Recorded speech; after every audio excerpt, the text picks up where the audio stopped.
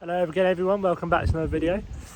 Today's a bit more of a laid back video, just to show you every mod that I've done to the Metro. It's been a while since I've fully went into detail on everything I've done to the car, so today is the day you're going to learn everything you need to know about that car there. First of all, I will just say I am in like the local village clubhouse, and there's something going on, there's a play park and stuff like that, so if you do hear anything in the background, don't panic. There's also, where is he there? My little boy in the car as well. So he'll make a few noises throughout the video, I'm sure, but that won't stop me from talking about it. So yes, here goes. We'll start off interior wise. Hopefully the outside noise will calm down. So yeah, here goes.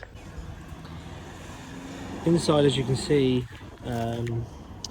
it's got the Momo steering wheel, obviously with a Boss that's sort of suited to it. These are yoga mats that I've cut into floor mats with a bit of gold reflective tape, because that tunnel there gets really hot where the exhaust runs underneath it. Other than that, nothing else that interesting down there. Obviously we've got the Cobra or the Corbu bucket seats, I'm not too sure which they are, but either way, with the safety devices harnesses, and the custom made bodge of the roll cage. It does work, it is in, but I wouldn't be trusting it if I was in a high-speed collision. And to be fair, if I was in a high-speed collision anyway, it's game over. So that is that. Obviously we've got this is meant to be up here like that, just to stop you from bashing your head when you get in or whatever the score is. Boot wise, it's just full of crap really, as you can see.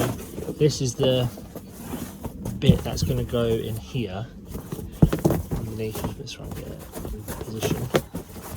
Once I've got a piece of wood big enough, that'll go there, and that'll just, it'll make the whole back of it like flat, so that'll make it a bit more pleasing to the eye. These bits I'm going to get door cards for as well, so you can't see like all the openings and stuff like that, although there are good cupboards on these. But yes, on these both sides doing like that. So that's the interior. Obviously batteries relocated, both sides have the harnesses in. Obviously the left hand side's got a different harness, but still does the same job. Outside, ultralight. These are mini wheels, so they're mini PCD, but I've done some bodgery on the wheels to get them to fit. I wouldn't recommend doing it, but they have, however, been fine for the, I've had it since 2017, so 5 years they've been fine. So yeah, I wouldn't worry about that. Fronts are the same, just the tyres are a lot bigger. So these are 185/60/13s, and the rears are 175/50/13. So a bit of a difference in size, not massive difference, but obviously you can see that these are starting to get a bit chewed by the arches. Brake wise, we've got the MGF front brake discs and calipers, because the discs are vented on MGF. Same size, but just a vented brake disc, and the calipers are the same size again, but obviously it's just a bit wider to accommodate the vented disc. I'll come around the front. Obviously now we've got, this is often confused for an intercooler. It's not, it's a charge cooler radiator, so that has water in it, which cools the charge cooler in the engine bay. It's got like a little 12-volt pump that runs water through it, so it's a continuous cycle of water. Screamer pipe, open the bonnet, you guys can see that in a minute. Otherwise, standard front bumper. It's got a Pulsar lower splitter on it, off a new Pulsar. I haven't been able to find any more, so literally that's the only one that I can find, and I got it from when I was working at Nissan. So again, this side, same on the wheels. Obviously you've got a side exit exhaust, which I am planning to run up and underneath the car, but the gap, let's have a look if I can show you, the gap through there is only just big enough for 2.5-inch exhaust, so it's not something I can make myself. I do need to go somewhere and get it made properly. But yeah, here's the, obviously these are the old hydro gas lines. It's got individualising valves on it now, which means I can pump up both rear corners too as hard as I like. But pretty clean underneath here, it's not rusty, which is remarkable for a Metro, of course. Now we go under the bonnet. Oh god, okay, wait a minute, I'm gonna have to open it first. Now we go under the bonnet. As you can see, it's all very shiny, very tighted up, but trust me, underneath there it is not as clean as it looks.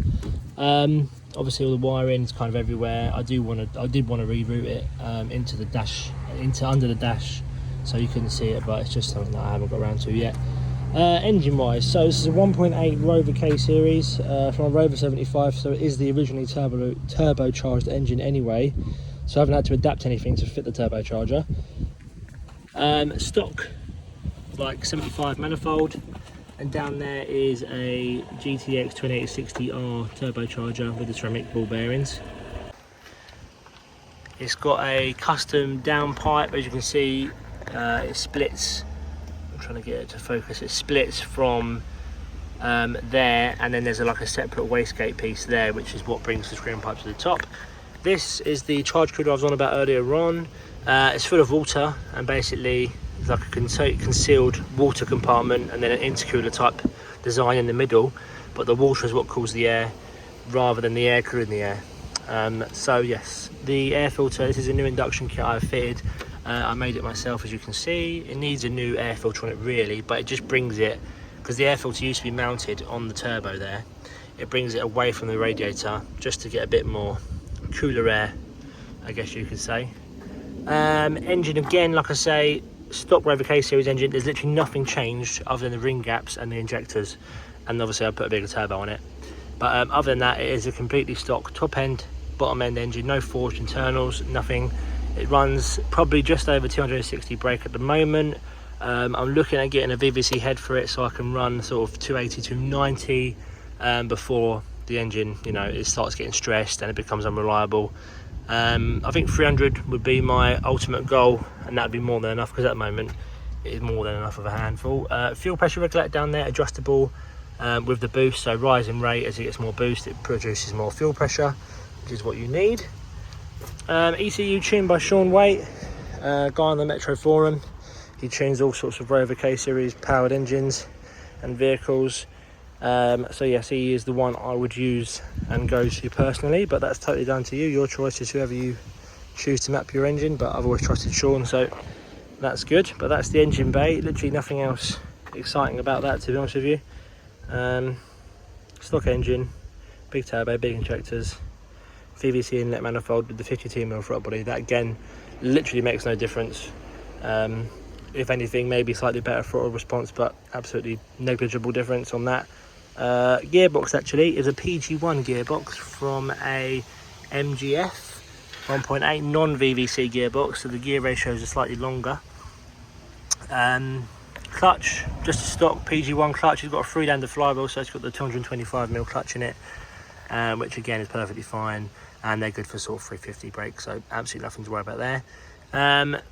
Subframe is a MGTF rear subframe. I don't know if you're able to see in there, that's the coil and spring rather than hydrogas, and it bolts straight in.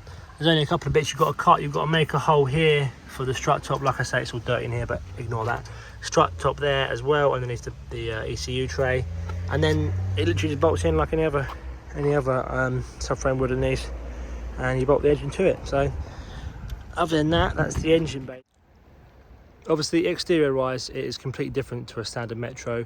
It's got the wide arches front and rear, and obviously the bigger wheels, the rear spoiler from a GTI or an SI or whatever they are. Anyway, yeah, so that is the Metro. You're gonna hear my little boy talking because he can see himself in the camera. That is the Metro in its current form. Like I say, it's not a huge amount has really changed, other than the fact that it's got a different turbo on it now. One thing I've got to say is that I have been in contact with